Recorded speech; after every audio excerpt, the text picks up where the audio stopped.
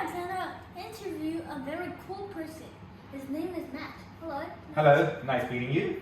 Nice to meet you. He's a friend of my dad and I. He is also the Chief Marketing Officer of Budweiser Asia Pacific. Matt, thank you for your time today. With my pleasure. May I ask you some questions? Of course, anytime. Can you tell me about the time that you were really confident? Okay, so first of all, thank you for raising this question. Second, if I may, I will challenge this question. Yes? Because to me, confidence is not about time. Confidence is something always sits with you. It's a personality, it's a characteristics. So I am a confident person, always confident. Okay, but if you really ask me to answer this question, then the confidence might come for a project, for a topic that I'm well prepared, I have good knowledge to handle. That moment, maybe I'm even more particularly feeling confident. Okay. Do you think there is a difference between confidence and self-esteem, and why? Those are two very interesting good words. I think for English, they're creating the two vocabularies, right? One's called confidence, and another is called self-esteem. Of course, there's a difference. Otherwise, there's no reason they're creating these two words, right? Yes.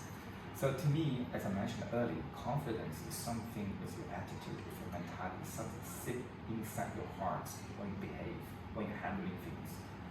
And self-esteem, to me, my way to decode the self-esteem is something more sort of like you have career or life type of objectives, the ambitions in your heart. So for each of the tasks or ambitions, part of things gets fulfilled, your self-esteem gets elevated. So those are the two differences to me. So you mean like self-esteem is like a goal? Yeah, that's a good description. And could be a goal, could be an objective, could be a milestones. And okay then, and are you creative and how? As you explained in front of camera early on, right, I am the Chief Marketing Officer for a beer company. So I'm assuming that I must be a creative person because my job is really making my consumers love my brand, love my campaigns, crying for my campaigns, feeling relevant of my campaigns. So I think I am a creative person. And when you ask me how, this is very big words, right?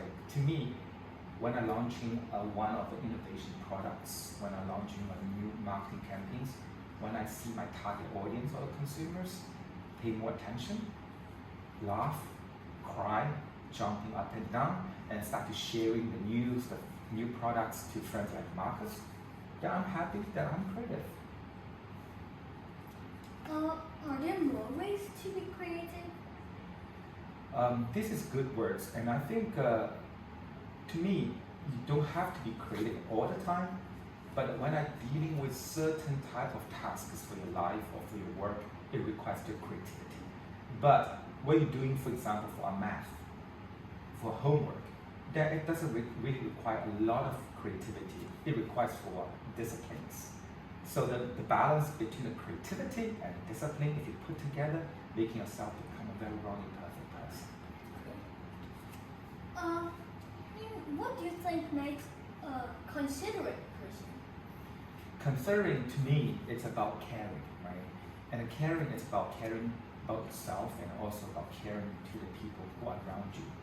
And so in order to really getting the people around you to be taken care of, the most important thing to me is the empathy. You have to be always ask yourself, genuinely put yourself into this group of people's shoes, to think what they think, to act what they act, to putting in their life difficulties, to putting in their life happiness, so that you can offer some genuine helps, advice, assistance. Then the people are thinking genuinely that you are a considerate person. And do you think instead of kind, what's another word for considerate? I think to me, considerate could be interpreted as a caring, to be also interpreted to be a genuine connection and resonating. Those are the few, to me, those are the words can be related with considering. And when was the last time you did something considerate for another person? Okay, that was happened pretty recently, right? Last week, and I was in one of the business conference meetings together with my teams.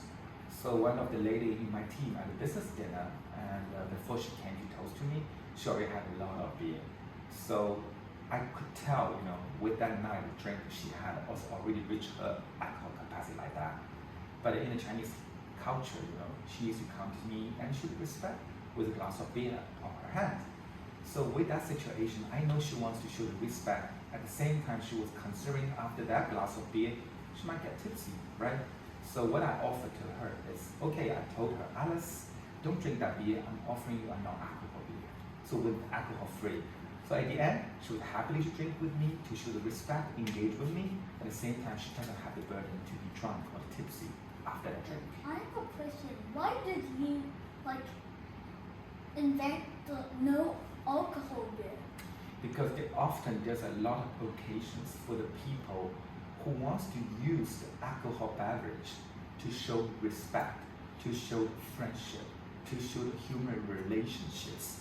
With that, with the Chinese culture, you need to have somewhat called alcohol or beer, right? So this non-alcohol things introduced is you're holding the beer without much alcohol burden on you, but you still can deliver the same emotional needs to deliver to the friends in the party that you want to engage with.